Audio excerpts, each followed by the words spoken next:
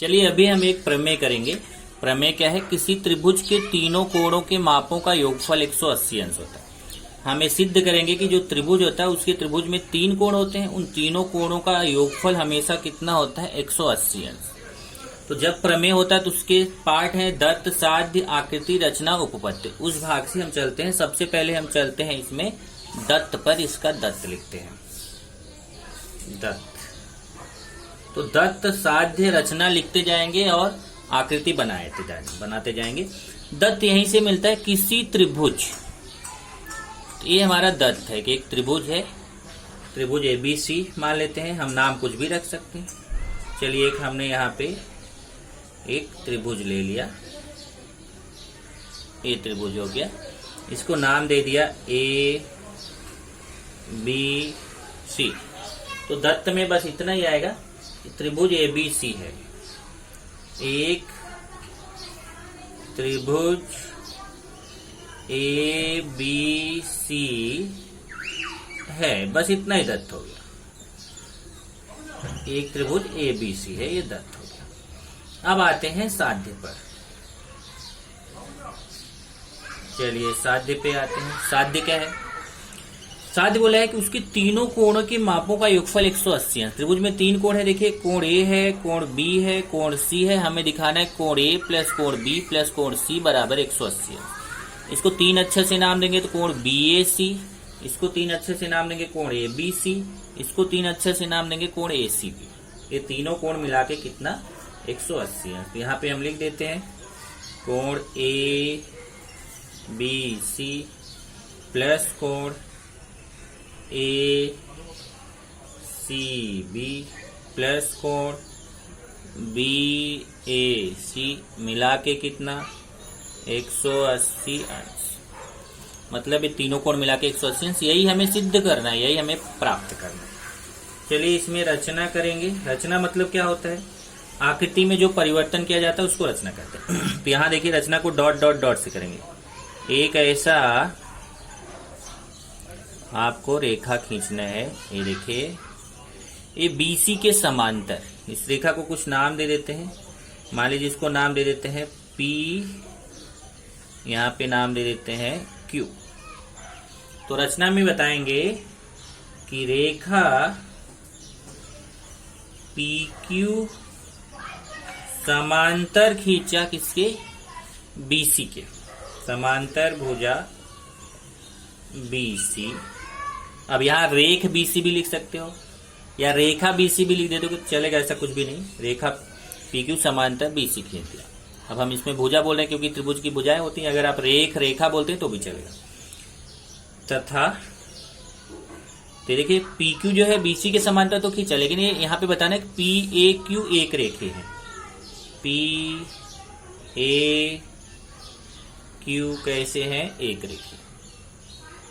P', A', Q का मतलब PAQ एक रेखे। अब चलते हैं उपपत्ति पर। अब इसकी उपपत्ति देखिए कैसे करें। उपपत्ति में देखिए ध्यान से, ये दोनों समांतर रेखाएं हैं और एक बार ये तिर्यक रेखा। मैं आपको पहले ही समझा देता हूँ। ये दोनों समांतर रेखाएं हैं और ये AB तिर्यक रेखा है। PQ BC के समांतर है, ये तो रचना में पता है। और ये AB तिर्यक रेखा है। तो ये दोनों कैसे कोण है? एकांतर कोण। ये देखिए ये दोनों कैसे कोण है? एकांतर कोण। और एकांतर कोण आपस में कैसे होते हैं? सर्वांश। उसके बाद आप आएंगे यहाँ, ये PQ BC के समांतर है और AC तिर्यक रेखा अगर ले लें, ये कोण जो है इस कोण के बराबर आ जाएगा। क्यों? क्योंकि ये दोनों भी कैसे कोण है? एकांतर। एकांतर कोण समझ में आता है? अंतः एकांतर कोण। जब दो रेखाएं समांतर तिर्यक रेखा हो तो एक क्रॉस वाले जो अंदर वाले कोण होते हैं उनको क्या बोलते हैं? अंतः एकांतर कोण। इसको अंतः एकांतर कोण या उसको शॉर्ट में केवल एकांतर कोण बोल सकते हैं। तो चलिए वही करते हैं। सबसे पहले लिखेंगे रेखा, यहाँ पे ऐसे शॉर्ट में रेखाओं का मत लिखो, लिख दो PQ समांतर BC तथा AB तिर्यक रेखा है। इसलिए अब देख लीजिए PQ BC के समांतर है और ए बी तिर्यक रेखा है, इसलिए कोण पी ए बी सर्वांग कोण ए बी सी, कोण ए बी सी सर्वांग कोण पी ए बी। कारण लिखेंगे एकांतर कोण, एकांतर कोण। ओके, थोड़ा सा और इधर लिख देता हूं, अपने पास जगह है।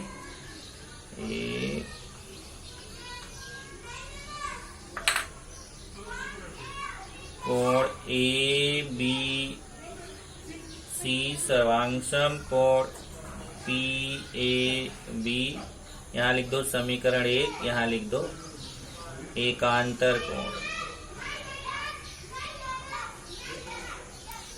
अब आगे बढ़ेंगे, देखिए ऐसे ये दोनों कोण भी एकांतर कोण बताएंगे। इसी प्रकार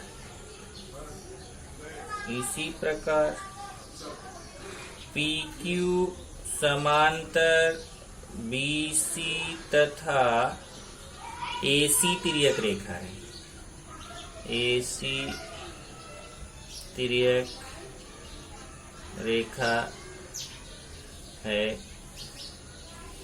इसलिए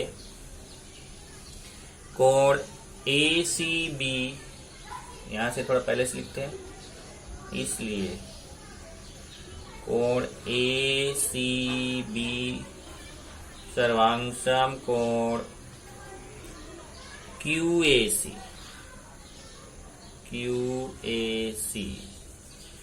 यहां पे भी समीकरण 2 और यहां पे भी वही कारण, एकांतर कोण।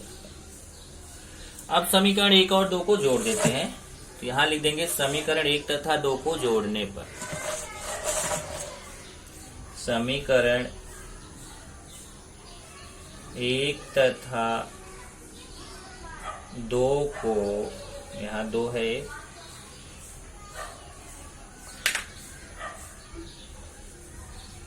दो को जोड़ने पर, तो समीकरण जोड़ने का नियम क्या होता है कि बाएं तरफ वाला बाएं तरफ से जुड़ जाता है, दाएं तरफ वाला दाएं तरफ से। जब दो भाग हो जाते हैं तो सर्वांग हटा के बराबर लगा देते हैं। देखिए बायां बाएं से जुड़ जाएगा, दायां दाएं से। कोण ABC प्लस कोण ACB, कोण ABC प्लस कोण ACB बराबर कोण PAB प्लस कोण QAC, कोण PAB प्लस कोण QAC। अब आपको क्या करना है, इसमें देखिए ABC ACB दो मिल गया। देखिए ABC ACB, ध्यान दे, देखिए जो सिद्ध करना है उसको देख के चलेंगे। सिद्ध करने में ABC मिला, हाँ मिला, ACB मिला, हाँ मिला। ये BAC यहां नहीं है, हम क्या करेंगे पता है, BAC यहां लाएंगे, लिख देंगे दोनों पक्षों में कोण BAC जोड़ने पर। तो चलिए मैं यहां पे करने चल रहा हूं, दोनों पक्षों में कोण BAC जोड़ने पर। तो अब जो बायां पक्ष है, ध्यान से देखिए, देखिए कोण ABC प्लस कोण ACB है, इसमें भी BAC जुड़ जाएगा, और कोण PAB प्लस कोण QAC है, इसमें भी BAC जुड़ जाएगा। तो ये देखिए ये दोनों में भी कोण BAC जोड़ेंगे, ये दोनों में भी कोण BAC जोड़ेंगे, दोनों में कोण BAC जोड़ेंगे। तो इधर ए भी 3 कोण हो, इधर भी 3 कोण हो जाएंगे, इधर भी 3 कोण, इधर हो जाएगा कोण ABC प्लस कोण ACB प्लस कोण BAC बराबर कोण PAB प्लस कोण QAB प्लस कोण, अब देखो यहाँ पे BAC जोड़ेंगे, BAC। तो ये दोनों तो पहले से था, ये BAC जुड़ गया, और ये दोनों देखिए पहले से था, इसमें भी BAC जुड़ गया।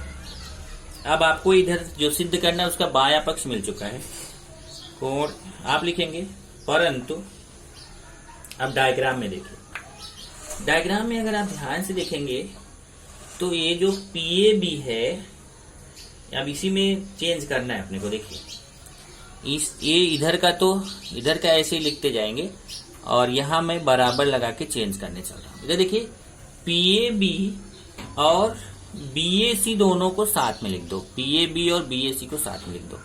कोण PAB प्लस कोण BAC और एक QAB को साइड में कर दो, कोण QAB। अब PAB और BAC दोनों जोड़ लीजिए। यहां से देखिए एक डायग्राम में PAB और BAC ये दोनों जोड़ेंगे तो अगर आप ध्यान से देखोगे, ये देखिए कोण PAB, ये कोण और ये कोण, ये दोनों रेखीय युगल कोण नहीं बोल सकते। इस कोण को हम जोड़ के देखो क्या बोल सकते हैं, इसको ये पूरा कोण बोल सकते हैं। तो देखिए PAB, ध्यान से समझना, कोण PAB मतलब ये वाला कोण और ये वाला कोण कोण BAC, ये दोनों कोण जब जोड़ेंगे तो इसको मिला के बोल सकते हैं कोण PAC। जब ये दोनों कोण जोड़ देंगे तो ये पूरा कोण बन जाएगा, इसको भी बोलेंगे PAC। यहां पे लिख देंगे कोण PAC प्लस कोण QAB। अब डायग्राम में देखिए, कोण PAC मतलब ये वाला पूरा कोण और ये वाला कोण, ये दोनों देखिए ये पूरा कोण। अभी ये लाइन भूल जाइए, मान लो ये लाइन है ही नहीं, एक कोण ये बन रहा है, देखिए ये रेखा है ना, इस रेखा के एक तरफ आपका ये कोण PAC बन रहा है, मतलब ये पूरा PAC, और दूसरा QAC बन रहा है। ये दोनों कोण कैसे कोण है, रेखीय युगल कोण है और इनका योगफल 180 अंश होगा। यहाँ पे आ जाएगा 180 अंश और यहाँ लिख देंगे 180 अंश, यहाँ लिख देंगे रेखीय युगल कोण। ये हो गया 180 अंश, ब्रैकेट में लिख देंगे रेखीय युगल कोण। ये लास्ट वाला फिर से समझ लो एक बार। ये देखिए पहले तो हम ये दोनों कोण जोड़े थे, यहाँ देखिए PAB और BAC जोड़े थे, तो PAB मतलब ये वाला कोण और BAC मतलब ये वाला कोण, ये दोनों कोण जोड़ के पूरा कोण मिल गया था, इतना पूरा, इसको बोला था PAC। अब ये जो PAC कोण है, अब इस रेखा के एक ही तरफ एक कोण PAC बन तो रहा है 3, लेकिन ये वाला कोण भूल जाइए, अभी केवल इतना ही देखिए, कोण PAC एक कोण बन रहा है और दूसरा कोण QAC बन रहा है, ये दो कोण बन रहे हैं। तो PAC और QAC ये दोनों रेखा के एक ही तरफ बन रहे हैं, तो 180 अंश दोनों का योगफल होगा। तो PAC और QAB यहाँ पे लिख दिया है मैंने, एक मिनट, QAB नहीं रहेगा, यहाँ QAC रहेगा, मैंने QAB लिख दिया था, यहाँ QAC बना लेना, जरा लिखने में गलती हुआ है, QAC। तो PAC और QAC मिला के कितना हो जाएगा 180 अंश। तो ये आपका सिद्ध हो गया कोण ABC, इधर देखिए ये तीनों का योगफल कितना है 180 अंश, प्लस कोण ACB प्लस कोण BAC बराबर 180 अंश लिख दीजिए। अतः प्रमेय सिद्ध हुआ, अतः प्रमेय सिद्ध हुआ, ये आंसर है।